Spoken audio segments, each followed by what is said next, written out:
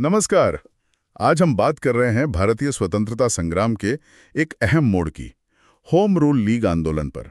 हमारे पास जो स्रोत हैं, हम उनकी मदद से इसे समझने की कोशिश करेंगे। हाँ, बिल्कुल। और इस कहानी में दो नाम बहुत अहम हैं, बाल गंगाधर तिलक और एनी बेसेंट।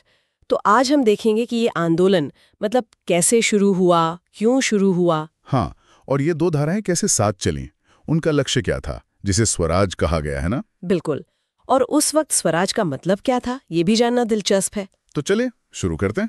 हमारे स्रोत बताते हैं कि तिलक जी ने अप्रैल 1916 में अपनी लीग शुरू की और फिर बेसेंट जी ने सितंबर 1916 में, मतलब लगभग एक ही समय पर। हाँ, आगे पीछे ही।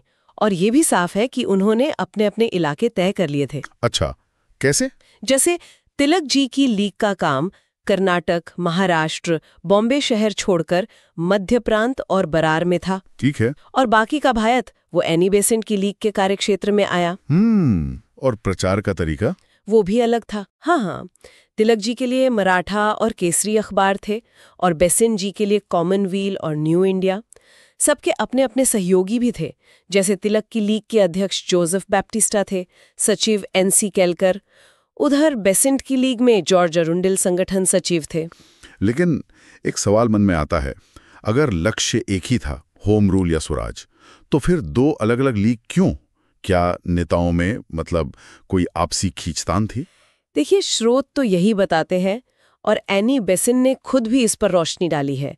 उन्होंने कहा था कि भाई तिलक के कुछ समर्थक मुझे पसंद नहीं करते और मेरे कुछ समर्थक उन्हें पसंद नहीं करते। अच्छा, तो ये बात थी। हाँ, तो ऐसा लगता है कि ये बंटवारा शायद नेताओं के आपसी टकराव की वजह से उतना नहीं था जितना शायद उनके समर्थकों के बीच के मतभेदों या शायद काम करने के अलग तरीकों की वजह से था। ये तो वाकई सोचने वाली बात है। मतलब जमीनी हकीकत कुछ और थी।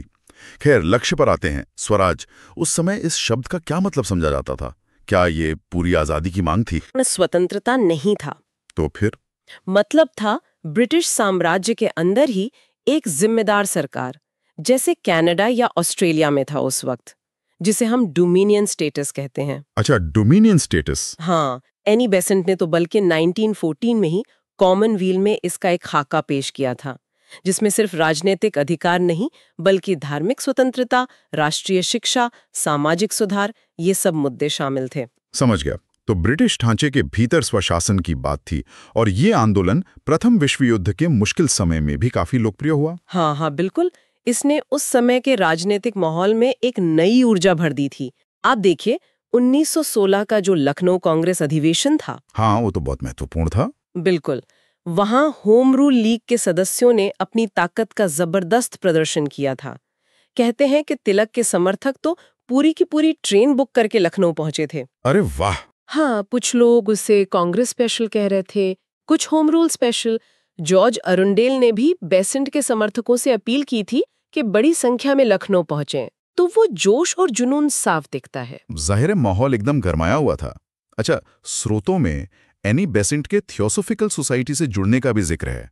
उसकी क्या अहमियत थी इस सब में? हाँ, देखिए, थियोसॉफिकल सोसाइटी जो 1875 में बनी थी और जिससे बेसेंट 1889 में जुड़ी, वो एक तरह से उनके भारत आने और यहाँ के जीवन से जुड़ने का एक माध्यम बनी। अच्छा। इसी जुड़ाव ने उनमें भारतीय संस्कृति और दर्शन में गहरी रुचि पैदा की और शायद यही उन्हें भारत खींच लाया और फिर यहाँ के सामाजिक राजनीतिक कामों में सक्रिय होने की प्रेरणा दी।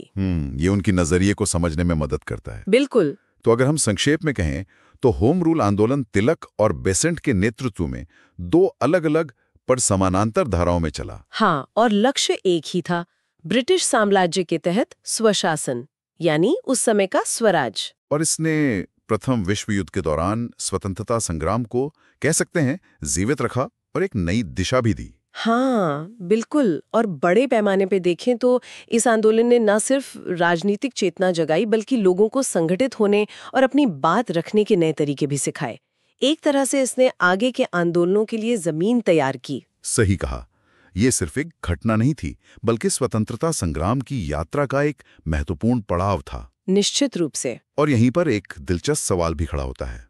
जैसा हमने देखा, उस वक्त स्वराज का मतलब ब्रिटिश साम्राज्य के भीतर स्वशासन था।